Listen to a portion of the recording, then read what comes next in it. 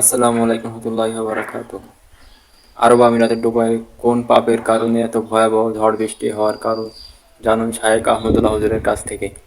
সম্প্রতি আরব আমিরাতে ভয়াবহ জলোচ্ছ্বাসের কারণে ব্যাপক ক্ষয়ক্ষতি হয়েছে, জীবনযাত্রা অনেকটা থমকে গেছে। অনেকে বলছেন আরব আমিরাতে নানাবিধ অপরাধের কারণে এটি আল্লাহর গজব হিসাবে আপতিত হয়েছে।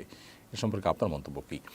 দেখুন, আরব আমিরাতে সম্প্রতি যে ঝড় জলোচ্ছ্বাস হলো, অতিরিক্ত বৃষ্টিপাত হয়েছে এবং এই ঝড় জলোচ্ছ্বাসের কারণে অনেক ক্ষয়ক্ষতি হয়েছে। পুরো জীবনযাত্রা থমকে গেছে। আপনারা অনেকে দেখেছেন মিডিয়ার মারফত যে সেখানে আরব আমিরাতের দুবাইয়ের যে সিস্টেমের গর্ব ছিল তাদের, সেখানে নাগরিক সুবিধা ছিল, সেখানে গোটা পৃথিবী থেকে মানুষ বসবাস করার জন্য যেত, আয়েশ করার জন্য যেত, তাদের সমস্ত কিছু থেমে গেছে। এবং পানি নিষ্কাশন ব্যবস্থাপনা যেহেতু সেখানে নাই, সাধারণত সেখানে ঝড় জলোচ্ছ্বাস হয় না, সেজন্য তাদের কাঠামো সেভাবে তৈরি হয়নি, যার কারণে খুব ভয়াবহ একটা পরিস্থিতির মধ্যে তারা পড়ে গেছেন। এবং পানি নেই, আপনার গ্যাস বিদ্যুৎ নেই, এরকম একটা পরিস্থিতিতে তারা পড়েছেন যেটা ইতিপূর্বে তারা পড়েননি কখনো। তো এটি আল্লাহ তাআলার তরফ থেকে তাদের জন্য অ্যালার্ম হতে পারে, সেটা একেবারেই স্বাভাবিক হতেই পারে। সাধারণত কোনো বিপদ আপদ হলে একজন ইমানদার, একজন মুসলিম, সেটিকে আল্লাহর পক্ষ থেকে তার কোনো পাপের জন্য অ্যালার্ম, সতর্কবার্তা হিসাবে তিনি নেবেন, তিনি সেজন্য সতর্ক হবেন। কোরআনে কারিমে আল্লাহ তাআলা এমনটি বলেছেন, যহরাল ফাসাদু ফিল বাররি ওয়াল বাহরি বিমা কাসাবাত আইদিন নাস লিয়ুযিকাহুম বা'দাল্লাযী আমিলু লাআল্লাহুম ইয়ারজিউন। স্থলে জলে যে সমস্ত ব্যত্যয়, ফাসাদ, সমস্যা তৈরি হয়, এগুলো মানুষের হাতের কামাইয়ের কারণে হয়ে থাকে, যাতে করে মানুষ ফিরে আসতে পারে, সংশোধন হতে পারে, সে সুযোগ আল্লাহ তাআলা তাদেরকে দেন, অ্যালার্ম দিয়ে থাকেন। তো এটি সতর্কবার্তা হতে পারে তাদের জন্য। আবার একই সাথে তাদের পাপের জন্য শাস্তিস্বরূপ হতে পারে, আল্লাহ তরফ থেকে পরীক্ষা হতে পারে। যে কোনো বিপদ আপদ হলেই সেটি আল্লাহ তাআলার তরফ থেকে পরীক্ষা হতে পারে। আল্লাহ তাআলা বলেছেন, ওয়ালানাবলুওয়ান্নাকুম বিশাইইন মিনাল খাউফি ওয়াল জু'i ওয়া নাকসিন মিনাল আমওয়ালি ওয়াল আনফুসি ওয়াস সামারাত। মানুষকে আল্লাহ তাআলা ভয়, ভীতি, শঙ্কা, ক্ষুধা, জান এবং মাল হানি, সম্পদের ক্ষতি, ফসলের ক্ষতি ইত্যাদি দিয়ে আল্লাহ তাআলা মানুষকে পরীক্ষা করেন। যারা ধৈর্য ধারণ করতে পারেন, সবর করতে পারেন, তাদেরকে আল্লাহ তাআলা সুসংবাদ দিতে বলেছেন। তো এটি পরীক্ষা যেমন হতে পারে, সতর্কবার্তা হতে পারে, পাপের প্রায়শ্চিত্ত হতে পারে।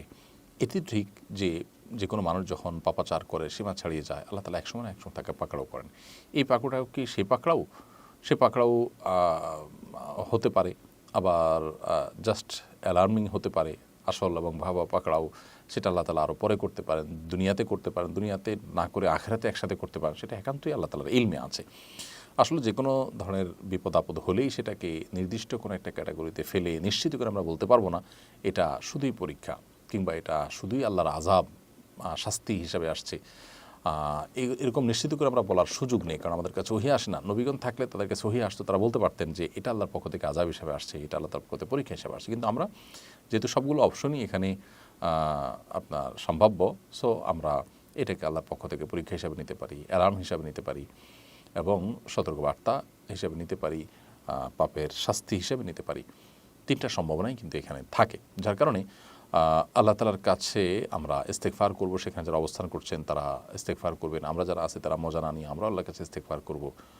আল্লাহ আমাদের সবাইকে যেন ক্ষমা করেন। সন্দেহ নেই যে সেখানে নানা রকম পাপাচার হচ্ছে, ভয়াবহ একটা অবস্থা তৈরি হয়েছে। একটা মুসলিম প্রধান দেশে এ ধরনের কর্মকাণ্ড সত্যি বেদনাদায়ক, সত্যি সেটা আমাদের জন্য দুর্ভাগ্যজনক।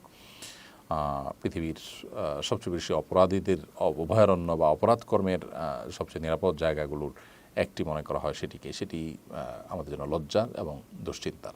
আমরা দোয়া করি আল্লাহ তাআলা তাদেরকে সংশোধনের পথে ফিরে আসার তৌফিক দান করুন। এটাকে অ্যালার্ম হিসাবে নিয়ে তারা তারা যেন সংযমী হন, তারা যেন সতর্ক হন। আল্লাহ তাআলা তাদেরকে সে তৌফিক দান করুন এবং গোটা বিশ্বের মুসলমানদেরকে আল্লাহ যেন হেফাজত করেন এবং তওবা করে আল্লাহর আনুগত্যের পথে ফিরে আসার তৌফিক দান করেন। আমরা সেই দোয়া